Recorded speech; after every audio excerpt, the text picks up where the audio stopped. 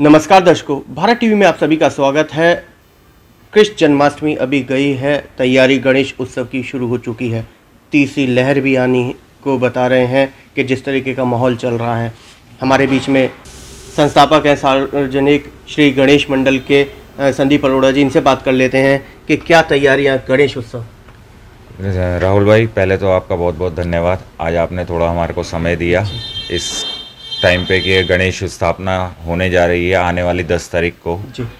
और उसके लिए तैयारियां हमारा मंडल 1 महीने पहले से ही शुरुआत कर देता है कि भव्य तरीके से, जैसे आज हम 9 साल से करते आए हैं। लगभग 9 साल हो गए हमें। 9 साल हमें करते हुए हो गए। पहले हम बाहर टेंट लगवा के गली में करा करते थे। जी जी जी।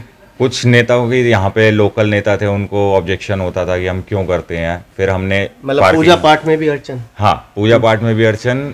समय तो ये था कि उन्होंने टेंट तक उखड़वाने के कई बार प्रयास करे हैं जी।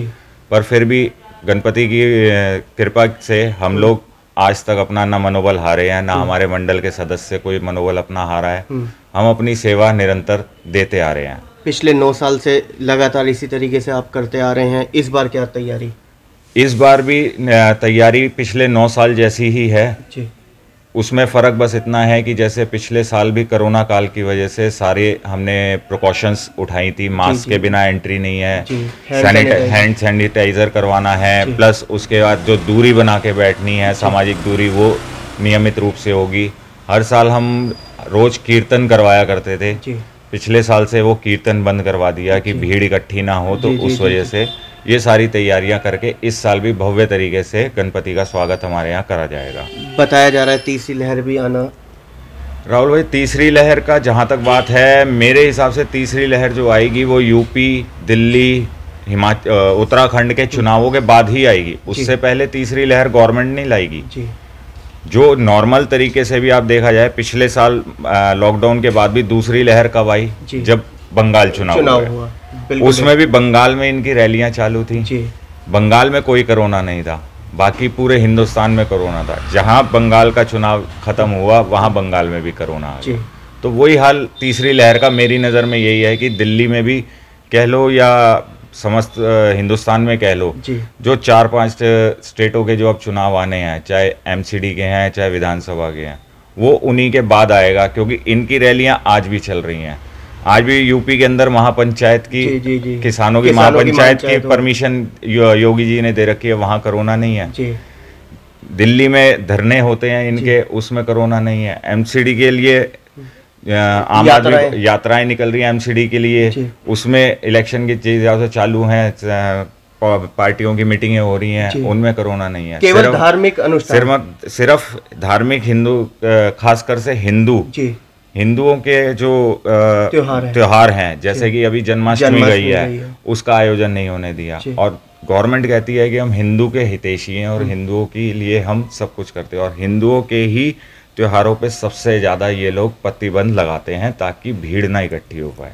खैर, लहर आए या ना आए, मगर गणपति बप्पा आ रहे हैं। बिल्कुल आएंगे। लहर आए ना आए, गवर्नमेंट परमिशन दे ना दे, हम अपने मंडल के जरिए, हमारे मंडल के जितने सदस्य हैं, जितने कार्यकर्ता हैं, सब दिल से लगते हैं। गणपति की स्वागत है, गणपति का स्वागत करते हैं, 10 दिन उनकी सेवा करते हैं, फिर उसके बाद 10 दिन के बाद उनको विदाई दी जाती है। हाँ। तो किस दिन आप आगमन कर रहे हैं? 10 तारीख आने वाली ये 10 सितंबर को शुक्रवार का दिन है। दोपहर को 12 से 2 बजे के बीच गणपति जी की हमारे यहाँ स्थापना होगी। मैं आपके टीवी के माध्यम से अपने समस्त क्षेत्रवासियों को, की जनता को, और हमारे जो मित्र, मेरे पार्टी के मित्र कह लीजिए या मेरे पर्सनल मित्र इस इंटरव्यू को सुनेंगे, उनको भी मैं कहना चाहूँगा कि इस 10 तारीख से गणपति स्थापना हमारे यहाँ 10वीं बार होने जा रही है। अपने समस्त परिवार के साथ आएँ और गणपति का आशीर्वाद प्राप्त करें।